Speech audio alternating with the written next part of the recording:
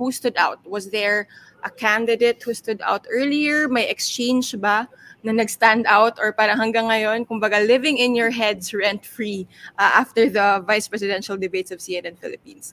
Maybe you can go with Marites first. Yeah, if I may just start it, I think Walden Bello was the life of the debate, life of the party.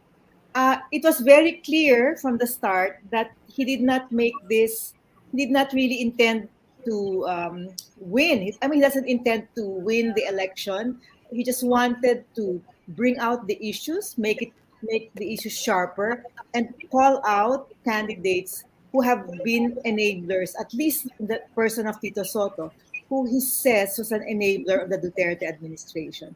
So that, as we were talking about earlier, Bea and the other ladies here, that reminded, I think, the public of the role of Senator Tito Soto as Senate President, that he does not agree with the numbers given by various NGOs and even the UN Human Rights Council on the extrajudicial killings committed during Duterte's drug war. Inday?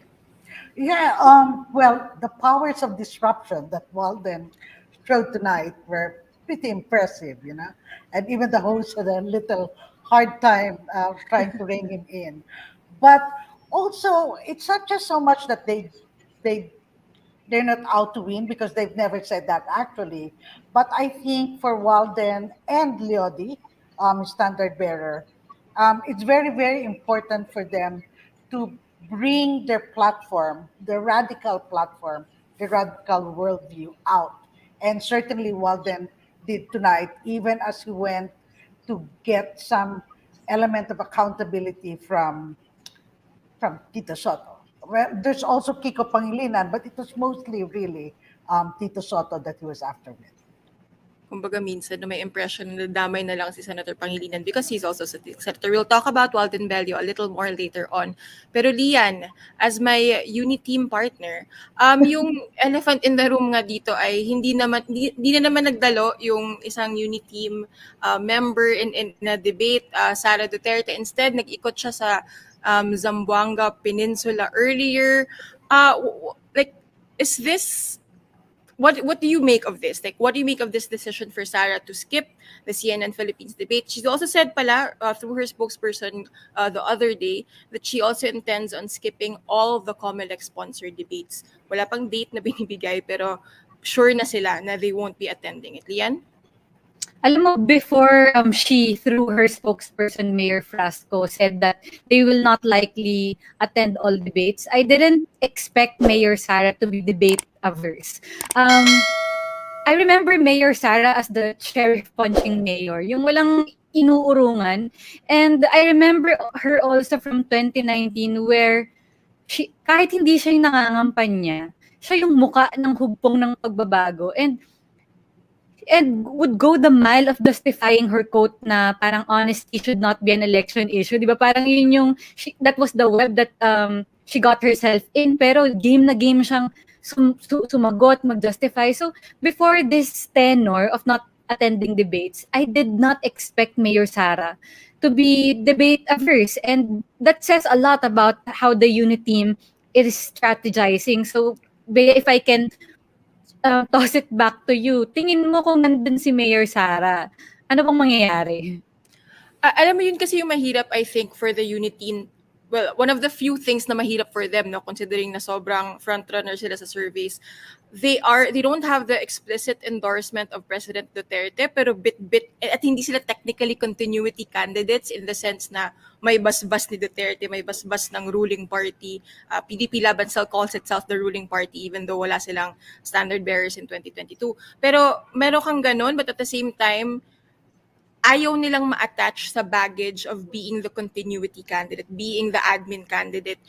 If Sara were here, I imagine mapipilit siyang maging continuity candidate with the pitfalls of being a continuity candidate in that. Pero she has to start answering questions about the Duterte policy, the war on drugs, about ICC, diba? Parang ang dami and even the pandemic response. Parang maybe, I can't claim to know what's going on in her mind or in the minds of her campaign strategists, no? Pero I would imagine they'd want to avoid putting her in that situation wherein she has to answer, kumbaga, for the sins of the Duterte administration. Pero at the same time, when she campaigns, she says na she will continue the gains of the Duterte administration. So parang, kumbaga, she wants her cake and eat it too. I Pero think siguro, Bea, importante, she doesn't want to have to answer Yeah. to questions about Bongbong Marcos, about Yeah. Ferdinand Marcos Jr. Medyo mas mahirap yon kasi nagtatago yung isa, and if Sara goes to the debate, Sara will have to answer those questions. And I think, Bea, it's also a calculated risk because their numbers are high, they're doing well. And as we've noticed in the Uniteam strategy, at least for Bongbong Marcos, silence is golden. Silence is the way not to, maybe they've seen it doesn't really erode their numbers. Maritas, you wanted to say something about campaigning, negative campaigning? Yes, that's actually, I was thinking, sabi ko, parang Walden is so refreshing because, well, in the past election campaigns, siguro not 2019, but earlier, ang daming, don't you miss the bomba, the negative campaigning, the wag mong iboto si ganyan. But now, there seems to be, it's so clean. Nobody wants to attack anyone by name. Kasi the recent studies have shown, FGDs have shown here in the Yeah. Philippines, na Yes. hindi pala effective ang negative campaigning.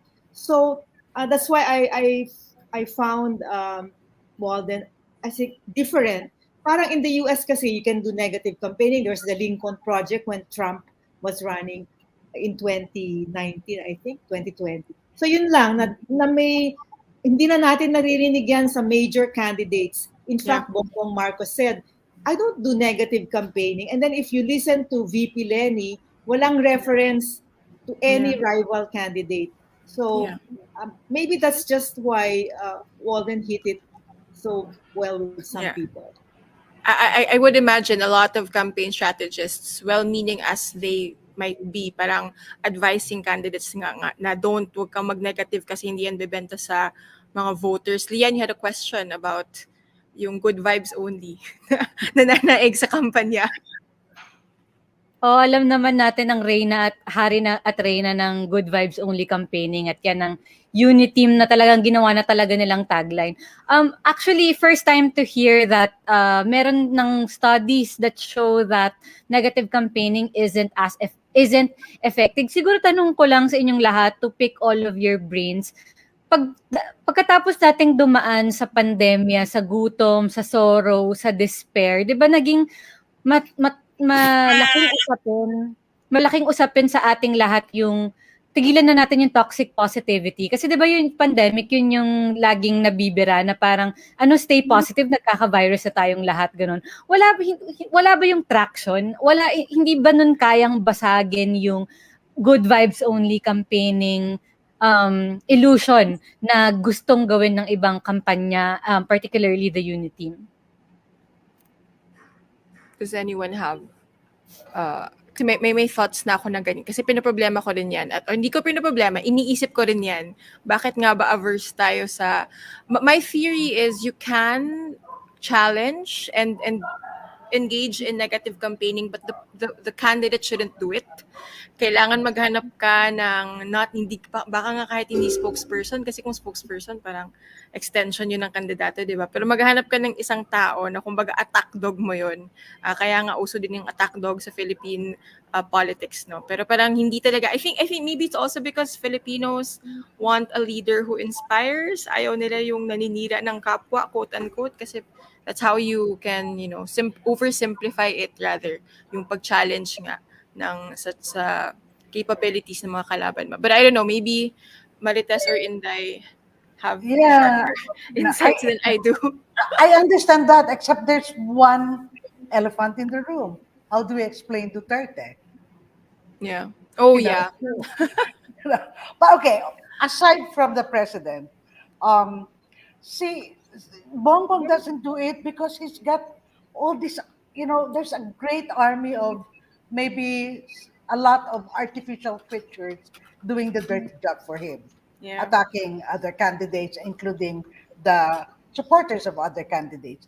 Pero I think then like I've always been thinking is ano ito in practical terms, no? At nakita natin nung pumunta si Ferdinand Marcos Jr. Sa Bacolod, remember? Yung controversy na natapunan raw siya ng flyers.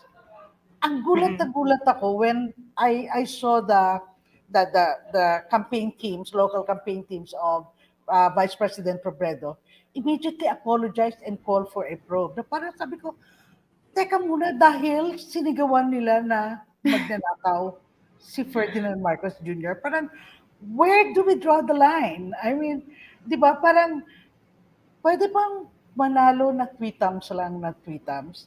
Eh, si Vice President Robredo naman is big on truth-telling. So there should be siguro medyo konting balance nila somewhere along the way dyan.